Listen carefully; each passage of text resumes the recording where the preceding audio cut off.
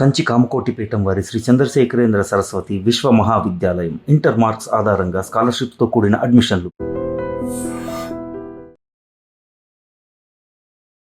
నమస్తే, welcome to I dream. నేను వలి. ప్రస్తుతం నాతో పాటు స్టూడియోలో ఉన్నారు అనలిస్ట్ మందడి కృష్ణారెడ్డి గారు. మాట్లాడదాం. సార్ నమస్కారం. నమస్కారం అండి. మందడి కృష్ణారెడ్డి గారు, డీజిల్ పెట్రోల్ రేట్లు పెరిగినాయి. ఈరోజు ఉదయం 6 గంటల నుంచే అమల్లోకి వస్తుందని చెప్పి ఉత్తర్వులు కూడా ఇచ్చారు. పెట్రోల్ మీద 3 రూపాయలు, డీజిల్ మీద 3 రూపాయలు పెరిగింది.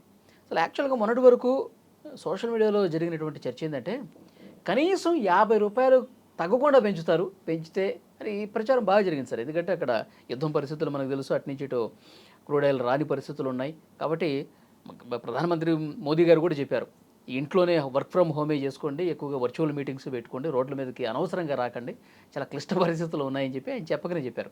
సో ఇవదంతా చూసిన తర్వాత 50 రూపాయలు ఒకేసారి పెరగొచ్చని చర్చ జరుగుతున్నటువంటి టైంలో కేవలం 3 రూపాయలతో సరిపెట్టారు.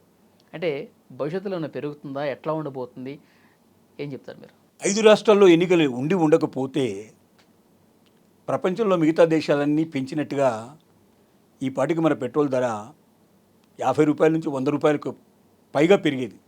అంటే 100 రూపాయలు ఉన్న పెట్రోలు 150 రూపాయల నుంచి 200 రూపాయల దాకా అయినా అయినప్పుడు మనం ఆశ్చర్యపడాల్సిన అవసరం లేదు. ఎలక్షన్లో నెగ్గడం కోసం ఇప్పుడు ఎలక్షన్స్ అయిపోయినాయి కదా సార్, ఫలితాలు వచ్చేసినాయి. అందుకే కదా, అందుకే అందుకే మనకు శాంపిల్ చూపించారు. ఇప్పుడు శాంపిల్ చూపించారు. మోడీ గారు 10వ తారీఖు హైదరాబాద్లో మాట్లాడుతూ ఇక రాబోయేదంతా కూడా మీకు గడ్డు కాలమే అనే విషయాన్ని చెప్తూ ఏమి తగ్గించుకోవాలి, దేని మీద పెరగబోతుంది, తగ్గించుకోవాలంటే దాని అర్థం పెరగబోతుంది అని దాని అర్థం. బంగారం తగ్గించుకోవాలన్నారు, దాని అర్థం ఏంటి, బంగారం రేట్లు పెరగబోతున్నాయి. పెట్రోల్ డీజిల్ తగ్గించుకోమన్నారు, అంటే పెట్రోల్ డీజిల్ పెరగబోతున్నాయి. ఇట్లాంటి కొన్ని ఆయన సూచనలు చేశారు. ఈ సూచనల ప్రకారంగా ఇప్పుడు జరుగుతుంది ఏంటంటే రేట్లు పెరిగే పర్వం స్టార్ట్ అయింది. వాస్తవంగా ప్రపంచ దేశాలన్నీ ఇంక్లూడింగ్ అమెరికా కూడా, అమెరికా ఇంత గొప్ప దేశం, ఇంత ధనవంతమైన దేశం అని చెప్పుకునేప్పుడు అమెరికాలో 1/3 రేటు పెరిగింది. అంటే అంత ముందున్న రేటు కన్నా మీరు ఇప్పుడు 1/3 రేటు ఎక్స్ట్రా పెరిగింది. డీజిల్ మీద, పెట్రోల్ మీద, గ్యాస్ మీద పెరిగింది. అక్కడ కారణం సప్లైస్ అన్నీ అక్కడి నుంచి రావాల్సిందే. ప్రపంచంలో ఏ దేశానికి వెళ్ళాలన్నా గల్ఫ్ దేశాల నుంచే ఎక్కువ భాగం వస్తాయి. అమెరికాలో కొంతవరకు తయారైనా కూడా సమృద్ధికరంగా లేదు అక్కడ. ఒక రష్యా ఒకటి పూర్తిగా తన దేశానికి తను సప్లై చేసుకోవడమే కాకుండా అవసరమైతే ఎంత మేరకైనా సప్లై చేయడానికి కెపాసిటీ ఉన్నటువంటి దేశం రష్యా. చైనా కూడా లేదు. చైనా మొత్తం కొనుక్కోవాల్సింది దాదాపుగా. చైనా మొత్తం ఇరాన్ మీద ఆధారపడింది. ఇరాన్ దగ్గర నుంచి పర్చేజ్ చేస్తూ ఉండేది. దానికి బదులుగా వాళ్ళకు మొత్తం టోటల్గా ఆయుధాలని సప్లై చేస్తూ ఉండేది. అది వాళ్ళిద్దరి మధ్య ఒప్పందం. ఇప్పటిదాకా ఇరాన్ వాడినటువంటి ఆయుధాల్లో మ్యాక్సిమం చైనా సప్లై చేసినట్టు ఆయుధాలే వాడటం జరిగింది. చైనా సహకారంతో ఇప్పటిదాకా యుద్ధాన్ని కొనసాగించడం కూడా జరిగింది. ఇప్పుడు జరుగుతున్నది ఏంటంటే ప్రపంచ దేశాలన్నీ 3 నెలల కిందనే ఒక 100 రోజుల ముందరే కళ్ళు తెరిచి వాళ్ళు ఇప్పుడు మోడీ గారు చెప్పినటువంటివి అవుతున్నాయి, ఇవన్నీ అక్కడ పాటించే ప్రయత్నాలు ఆ దేశాల లోపల జరుగుతూనే ఉన్నాయి. మరి మనం 3 నెలల తర్వాత ఎందుకు కళ్ళు తెరవాల్సి వచ్చింది? 3 నెలలు ఎందుకు ఆగాల్సి వచ్చింది? ఇదే పనిని 3 నెలల ముందర ప్రారంభించినట్టయితే ఖచ్చితంగా భారతీయులు కొంత ప్రిపేర్ అయి ఉండేవాళ్ళు. 3 నెలల లోపల కొంత ప్రిపేర్ అయ్యే అవకాశం ఉండేది. కానీ 3 నెలలు మనల్ని అంధకారంలో పెట్టారు. చెప్తూనే ఉన్నాయి, ప్రతిపక్షాలు చెప్తూనే ఉన్నాయి చాలా క్లియర్గా. ఎప్పుడైతే ఎన్నికలు అయిపోతాయో, ఎన్నికలు అయిపోయినప్పటి నుంచి విపరీతంగా పెరిగిపోతుంది, పెట్రోల్ డీజిల్ ధరలు విపరీతంగా పెంచేస్తారు అని చెప్తే అలా ఏమీ జరగదు, అలా ఏమీ జరగదు, మన దగ్గర కావాల్సిన నిల్వలు ఉన్నాయి, ఎట్టి పరిస్థితుల్లో రేట్లు పెరిగే అవకాశం లేదు అని చెప్పుకుంటూ వచ్చారు. కానీ ఎలక్షన్ అయిన మరుసటి రోజే సిలిండర్ మీద, కమర్షియల్ సిలిండర్ మీద 1000 రూపాయలు పెంచేశారు. ఒక్కరోజే ఒక సిలిండర్ మీద 1000 రూపాయలు పెంచారు. అంటే బాంబు వేసేసారనమాట. ఆ తర్వాత ఇప్పుడు ఎలక్షన్ రిజల్ట్ మన 5th నాడు వచ్చాయి. 10th నాడు ప్రధానమంత్రి నోట్లోంచి ఇవన్నీ వినబడ్డాయి. ఇవన్నీ మీరు పాటించినట్టయితే, ఈ సిద్ధాంతాలని మీరు పాటించినట్టయితే, సూత్రాలు పాటించినట్టయితే మీకు చాలా మేలు జరుగుతుంది అని చెప్పాడు. అంటే వాతలు పెట్టబోతున్నాం, ఆ వాతలకు మీరు సంసిద్ధిగా ఉండండి అని జనాన్ని ప్రిపేర్ చేసే ప్రయత్నం చేశారు ఆయన.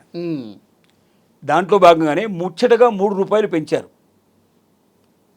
ఎవరైనా ఈ 3 రూపాయలతో ఆగుతుందనుకుంటే అంతకన్నా హాస్యాస్పదమైన విషయం మరొకటి ఉండదు. ఇది పెరుగుతుంది. ఇది శాంపిల్ కింద ₹3 పెంచి చూశారు. ఎట్లా ఉంటుంది జనం లోపల ఏం ఆలోచన వస్తాయి ఈ సంగతి చూస్తున్నారు. ఓకే. మెల్లమెల్లగా 10 చేస్తారు, 10 30 చేసినా ఆశ్చర్యపడాల్సిన, 30 నుంచి 50కి వెళ్ళినా ఆశ్చర్యపడాల్సిన అవసరం లేదు. ఇంకా యుద్ధం కొనసాగితే ఇది ఎక్కడి దాకా వెళుతుందో కూడా తెలియదు. ఇప్పుడున్నటువంటి లెక్క ప్రకారం చూస్తే ఇప్పటిదాకా పెట్రోల్ కంపెనీలకి, ఇంధన కంపెనీలకు వచ్చినటువంటి నష్టాన్ని లెక్కేస్తే ₹100 ఉన్నప్పుడు రేటు ఏదైతుందో, ఇప్పుడు ₹100, ₹95 డీజిల్, ₹100 పెట్రోల్ నడుస్తుందో, ఇది రెండింతలు చేస్తే తప్ప ఈ నష్టాన్ని మొత్తం పూడ్చుకోవడానికి అవకాశం లేదు అని చెప్తున్నారు. 200 అంటే 200 చేయాలి లెక్క ప్రకారంగా. కాబట్టి అంత చేసే సాహసం ఒకసారి చేయరు కాబట్టి మెల్లమెల్లగా క్రమబద్ధంలో పెంచుకుంటూ పోతారు. ఇప్పుడు 107, 110 అయింది సార్. 110, 130, 160 ఇట్లా పెంచుతారా? అట్లా అంటే మెట్లగా మొత్తం మీద భారం అంతా ఒకేసారి వేస్తే గొడవ స్టార్ట్ అవుతుంది, గందరగోళం అవుతుంది, ప్రజలందరి నుంచి ఒక రకమైన వైరుధ్యం వచ్చేస్తుంది, జనం గవర్నమెంట్ మీద పోరాటం దిగుతారు. ఇప్పుడు మనం 3-4 రోజులు వరుసగా పెట్రోల్ లేకపోతేనే మనం చూసాం. ఇక బంకుల దగ్గర విపరీతమైనటువంటి జనాలు డబ్బాలు వేసుకొని, సీసాలు వేసుకొని కూర్చొని ఒక కిలోమీటర్ల కొద్దీ వాహనాలు నిలబడటం అనేది మనం చూసాం. మరి అదే ₹25, ₹50 పెంచితే కొనగలిగే వాళ్ళు ఎంతమంది? అసలు ఎంతమంది ప్రయాణాలు మానుకోవాల్సిన పరిస్థితులు ఏర్పడతాయి? తర్వాత ఇంధనం మీద ఎప్పుడైతే పెంచుతారో వ్యక్తిగతంగానే కాదు, ప్రతి వస్తువుకి రేటు పెరిగిపోతుంది. ఎందుకు పెరిగిపోతుంది? ఇంధనం లేకుండా వాహనాలు నడవవు, వాహనాలు లేకపోతే మనకు ట్రాన్స్పోర్టేషన్ లేదు, ట్రాన్స్పోర్టేషన్ ఎప్పుడైతే మనం ఇవ్వలేము, ఒక దగ్గర నుంచి ఇంకో దగ్గరికి వస్తువులు చేరవు. పళ్ళు కానీ, కూరగాయలు కానీ, నిత్యావసర వస్తువులు కానీ, ఏది చేరాలన్నా, ఏది రావాలన్నా, దేన్ని తీసుకెళ్లాలన్నా ఖచ్చితంగా ట్రాన్స్పోర్ట్ కావాల్సింది. ఇంధనానికి రేటు పెంచితే ప్రతి ఒక్క వస్తువుకు రేటు పెరిగినట్టే లెక్కేసుకోవాలి. అంతే. అంటే మానవ జీవితంలో ఇప్పుడు వస్తున్నటువంటి జీతం ఏదైతుందో బొటాబొటికి సరిపోయేటువంటి వాడికి సగం డబ్బులు తగ్గిపోతాయి. అంటే ఎంత బాధపడాల్సి వస్తుందో, ఎంత భయంకరంగా ఉండాల్సి వస్తుందో జీవితం చూడండి. చిన్నవాడికి, సామాన్యుడికి అప్పులు దొరకడం కూడా చాలా కష్టం. డబ్బున్న వాడికి డబ్బు ఇచ్చేందుకు సిద్ధపడతారు, కానీ డబ్బు లేని వాడికి డబ్బు ఇవ్వాలంటే భయపడతారు. సో సామాన్యుడి జీవితం దుర్భరమయ్యే పరిస్థితులు ఏర్పడబోతున్నాయి. ట్రాన్స్పోర్టేషన్ తగ్గించుకోండి, అందుకే మీరు పబ్లిక్ ట్రాన్స్పోర్ట్ వాడండి, మీరు సొంత వాహనాలు వాడకండి, అలాగే కాన్ఫరెన్స్ కాల్స్ పెట్టుకుని మాట్లాడుకోండి, ఆన్లైన్లో మాట్లాడుకోండి, మీరు మీటింగ్స్ పెట్టకండి అని ప్రతి ఒక్క విషయం దాదాపుగా అర్థమయ్యేటట్టుగా, మేధావులకు తెలిసిపోయేటట్టుగా మాట్లాడాడు. సామాన్యుడికి ఆ విషయం అర్థమైందో లేదో తెలియదు. అయ్యో ప్రధానమంత్రి గారు మంచి సూక్తులు చెప్తున్నారు కదా, తగ్గించుకోమంటున్నారు కదా అని అనుకున్నారు.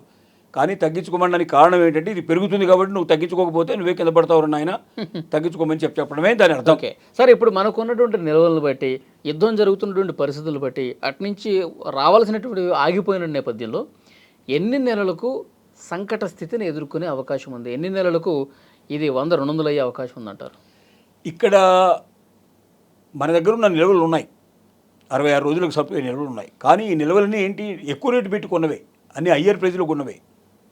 ఇప్పుడు మామూలుగా ఇస్తున్న ₹100 పెట్రోల్ ఏదైతుందో, డీజిల్ 95 రూపీస్లో ఇస్తున్నారు, ₹103, ₹105 మనకి ఇచ్చినట్టు అవుతున్న పెట్రోల్ ఈ రేటుకు సరిపోయేది కాదు, ఈ రేటు కన్నా మించి కొన్నారు. అంటే ఇవన్నీ మనం కొన్నవి $65 ఉన్నప్పుడు మనకు పెట్రోల్ రేటు, అంటే ముడి ఇంధనం ఏదైతుందో ఆ ముడి ఇంధనాన్ని తెచ్చి మళ్ళీ పెట్రోల్ లాగా తయారు చేస్తారు. ఈ ముడి ఇంధనానికి $65 ఉన్నప్పుడు కొన్నది ఇప్పుడు $105, $110 నడుస్తుంది. అంటే ఆల్మోస్ట్ 40%, 50% పెరిగినట్టే లెక్క. పెరిగినటువంటి పరిస్థితిలో 90% పెరిగినట్టు లెక్క. ఇంత పెరిగిన తర్వాత ఆ రకమైన క్రూడ్ ఆయిల్ తీసుకొచ్చి దాంట్లోంచి మొత్తం డీజిల్, పెట్రోల్ తయారు చేశారు. ఇంకొకటి అపోహ ఏముందంటే, వాస్తవంగా ఎందుకు పెట్రోలు, డీజిల్ అనేది కొరత ఏర్పడుతుంది మనకు తెలుసు కదా, దీనికి ప్రత్యామ్నాయ మార్గాల కోసం ఎందుకు ప్రయత్నం చేయలేదు? 10 ఏళ్ల నుంచి బీజేపీ గవర్నమెంట్ వచ్చింది, అంతకుముందు కాంగ్రెస్ గవర్నమెంట్ ఉంది. ఈ ప్రభుత్వాలు ఎక్కువ ఎందుకు ప్రయత్నం చేయలేదంటే, ముఖ్యంగా రిలయన్స్ పెట్రోల్ మీద పూర్తి ఆధిపత్యం సాధించాడు. రిలయన్స్ ఏం చేస్తోంది? క్రూడ్ ఆయిల్ తీసుకొస్తోంది, ఇక్కడ ప్రాసెస్ చేస్తోంది, విదేశాలకు అమ్ముతోంది. కోటాను కోట్లు సంపాదిస్తున్నారు, ఒక రోజుకి కొన్ని ₹100 కోట్ల సంపాదిస్తున్నారు. వీళ్ళు ప్రభుత్వాలతో లాలించబడే విధానం ఎట్లా ఉంటుందో మనకు తెలిసినట్టు విషయమే. అంటే ఒక అపవాదు, కొంతమంది మేధావులు చెప్తున్నటువంటి విషయాన్ని నేను తెలియజేస్తున్నాను. ఆ మేధావులు చెప్పేటువంటి విషయం ఏంటంటే, రిలయన్స్ లాంటి సంస్థలు ఏవైతే ఉన్నాయో భారతదేశం లోపల పెట్రోలు ప్రాసెస్ చేసుకొని విదేశాలకు అమ్ముకుంటున్నటువంటి వాటికి కోటాను కోట్ల రూపాయలు సంపాదించి పెట్టడానికే మన దేశంలో ప్రత్యామ్నాయ మార్గాల వైపు ఎక్కువగా ప్రభుత్వాలు ప్రయత్నం చేయలేదు. అంటే ప్రభుత్వానికి ఆ కంపెనీలకు మధ్యలో ఉన్నటువంటి లాలూచి ఏదైతే ఉందో, వాళ్ళ ద్వారా లబ్ధి పొందేటువంటి విధానం అయితే ఉందో దానికోసమే ఈ పని చేయలేదు. లేకపోతే ప్రత్యామ్నాయాలు చేయాలి. బ్రెజిల్ లాంటి చిన్న దేశాలు, ఘనా లాంటి చిన్న దేశాలు, చాలా చిన్న చిన్న దేశాలు ప్రత్యామ్నాయ మార్గాలు ఆలోచించాయి. ఇథైల్ ఆల్కహాల్ అనేది పెట్రోల్ బ్లెండింగ్ చేస్తే, కలిపితే దాన్ని ఆటోమేటిక్గా వాహనాలన్నీ పనిచేస్తాయి. ఎంత తగ్గుతుందంటే దాదాపుగా 1/4 రేట్ తగ్గిపోయే అవకాశం ఉంది, 1/3 రేట్ తగ్గిపోయే అవకాశం ఉంది. ఇప్పుడు 2% మాత్రమే 1.5% కలుపుతోంది. ఇప్పుడు 1.5% 10% కలిపి 10% నుంచి 20% తీసుకురావాలి లెక్క ప్రకారంగా ఈ పాటికి. కానీ ఆ పనులు చేయడం లేదు. కారణం ఏంటి? అది కలిపితే రేటు తగ్గిపోతుంది. రేటు తగ్గిపోతే ఆటోమేటిక్గా దాని మీద ఆధారపడ్డ కంపెనీలకి నష్టాలు వస్తాయి అనేటువంటి భావంతో, ఆలోచనతో ఉన్నట్టు పరిస్థితులు. ఓకే, అదానికి లాభం చేకూర్చడానికి అంటారు. అదాని కూడా కొంత ఉన్నాయి, దాంట్లో ఎక్కువ భాగం అంబానీకి ఉన్నాయి. అంబానీకి ఎక్కువగా లాభాలు చేకూర్చాలనే ఉద్దేశంతో ఈ పని చేశారు అనేది ఒక అపోహ ఉంది. మరి లేకపోతే 10-15 ఏళ్ళు ఆల్టర్నేటివ్స్ చాలా ఉన్నాయి. ఒకటి ముఖ్యంగా మనకు వాహనాలు, ఎలక్ట్రిక్ వాహనాలని విపరీతంగా ప్రోత్సహించాల్సి ఉండే. ఎలక్ట్రిక్ వాహనాల మీద ఇంకా ఎక్కువ రిబేట్ ఇచ్చేసి చాలా తక్కువ ఖర్చుతో వచ్చినట్టుగా, తర్వాత స్టేషన్స్ ఎక్కడ పడితే అక్కడ ఎలక్ట్రిక్ ఛార్జింగ్ స్టేషన్స్ పెట్టేసి ఇలాగ దేశం అంతా కూడా తయారు చేసి ఉన్నట్టయితే ఈ పాటికి ఎలక్ట్రిక్ వాహనాలు చాలా ఎక్కువ వెళ్ళిపోయాయి. తర్వాత 15 ఏళ్ళు 20 ఏళ్ళు దాటినట్టు వాహనాలన్నింటి కూడా బ్యాన్ చేసి పారేస్తే ఆటోమేటిక్గా దాదాపు సగం వాహనాలు తగ్గిపోతాయి. దానివల్ల వచ్చేట్టు కాలుష్యం కూడా తగ్గిపోతుంది. తర్వాత వాళ్ళంతా కొత్త వాహనాలు కొంటారు, ఎలక్ట్రిక్ వాహనాలు కొనమని చెప్పి ఆ వాహనం ఎవరైతే పాత వాహనం తీసేస్తున్నారో కొంత రిబేట్ ఇస్తాం, ఎక్స్ట్రా రిబేట్ ఇస్తాం, దీంట్లో మీరు ఎలక్ట్రిక్ వాహనం కొనుక్కోండి అని చెప్పినట్టయితే ఎలక్ట్రిక్ వాహనాల సంఖ్య 50% దాటిపోయింది. ఇవన్నీ కూడా ఇంధనాన్ని తగ్గించడానికి మన దగ్గర ఉన్న మార్గాలు. కానీ ఏ ఒక్క మార్గాన్ని ఎక్కువ అనుసరించకుండా ఏదో చేసి చేయనట్టుగా, చూసి చూడనట్టుగా చూసుకుంటూ వెళ్ళింది ప్రభుత్వం. ఇవన్నీ కూడా ప్రభుత్వ వైఫల్యాలే అని చెప్పి వాళ్ళ ప్రతిపక్షాలు ఎండగడుతున్నాయి. ఓకే, సో ఏ రకమైన చేసిన ప్రజల మీద భారమే కదా. ఇవాళ 140 కోట్ల మంది వాళ్ళ బాధపడాల్సిన పరిస్థితి ఏర్పడింది కదా. కొద్దిమంది ఆనందం కోసం, కొద్దిమందికి డబ్బు సంపాదించి పెట్టడం కోసం, కొద్దిమందికి వాళ్ళ పదవిలో ఉండడం కోసం ఇతరులకు బాధ పెట్టడం, ఇతరులు ఇంతమందిని 1,40,00,000 మందిని బాధ పెట్టేటువంటి విధానం మాత్రం సరైన విధానం కాదు అని మేధావుల యొక్క ఆలోచన. మేధావులు చెప్తున్న మాట అది, ప్రతిపక్షాలు కూడా తప్పనిసరిగా చెప్తున్న మాట అదే. దీని గురించి ఆలోచించాల్సిన అవసరం ఉంది, ప్రభుత్వం కూడా ఆలోచించాల్సిన అవసరం ఉంది. వీలైనంత తొందరగా ఆల్టర్నేటివ్స్ను బాగా ప్రవేశపెట్టి ప్రజలకు మరొకసారి ఇలాంటి ఇబ్బంది రాకుండా చూడాల్సిన బాధ్యత ఉంది.